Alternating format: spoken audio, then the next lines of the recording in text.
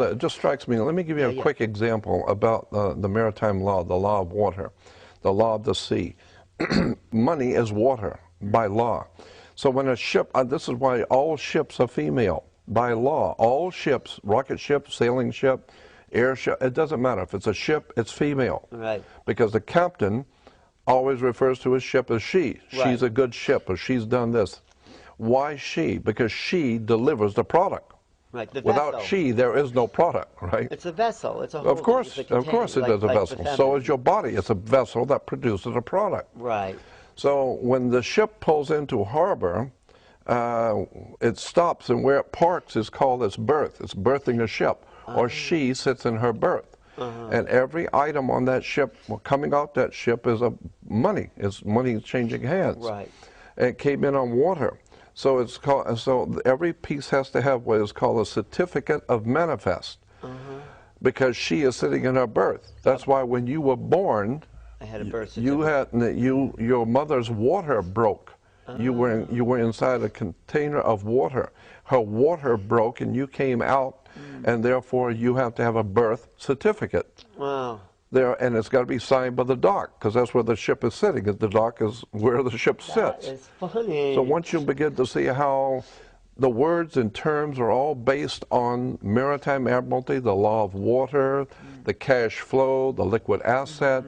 But it's not just in English, the dock, the water. Yeah, of course. But of course, it goes all the way back to the English or British domination of the seas. Oh. And so when the British began to dominate the seas, the Knights Templar Masonic Order of the Knights Templars, who have been in the middle of Asia, came back into Western Eastern Europe, brought all of these concepts, and it was developed into a commercial system of words and terms and symbols which are used in courts and government and corporations. You know, your body as a corporation. No, that's a whole story. We could talk for hours on this, but your body is a corporation. Of cells, you mean? No. It's called, and by law, your body, your physical body is a corporation. And so when you die, you're a corpse. Because when you're living, you're a corporation. You are a business. And hanging out with that person is bad business. Right. Or who I hang out with is none of your business. Right. Because your body is a business. Wow. And so you say, well, you know, what you're doing with her or him is bad business. Right. But, of course, if you get married and she's very wealthy, you say she's of good stock. Right? Words and terms are based on maritime admiralty, the law of water.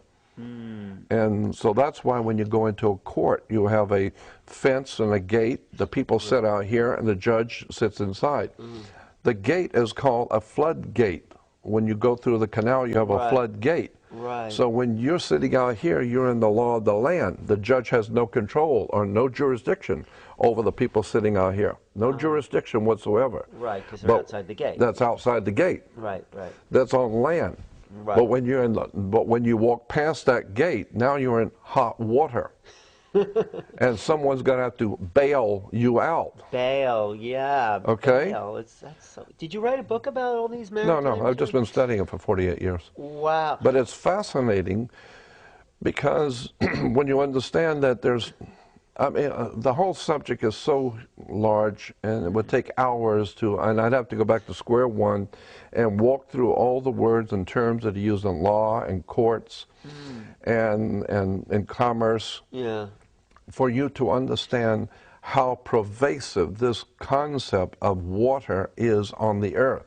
Wow. The law of water, maritime admiralty, it's an extraordinary story about how governments rule the world. And unless you understand this, you're never going to figure out what's going on. Look at it. When you walk into a courtroom and they call your name, you get up and you put your hand on the gate and you open the gate. The moment you put your hand on the gate, by international law, you of your own volition have opened yourself up to maritime admiralty law, because you were on the law of the land. As long as you don't touch that gate and go through it, you haven't opened the floodgate. Now, once you open the floodgate, there's a piece of wood on top of that gate, and it's called the bar, and you're not licensed to pass the bar. Right. So what you've done is you've opened the floodgate, but you weren't licensed to pass the bar. So what does that So mean? that means that you are dead. You are now dead. Once you touch that, you are dead. Because you're no longer in control of That's right. You are dead. Well, you're considered to be a dead man. That's why the attorney has to speak for you. He has to represent you. Why are you dead? Because you went into the deep water and you died. You drowned. Because you weren't licensed. Because you weren't. Right. You were not licensed to pass the bar. And the bar represents a sandbar in the ocean. But the bar is what the attorneys are licensed to pass, but you're not.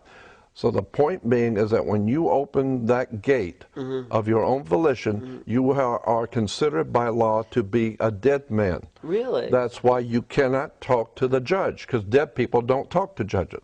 So you need an attorney who is your mouthpiece. He speaks for you because you're dead. Well, should we do away with courts so people can get their lives back? I would think that what you want to do is understand how the system works. Oh, and avoid it. Well, avoid it if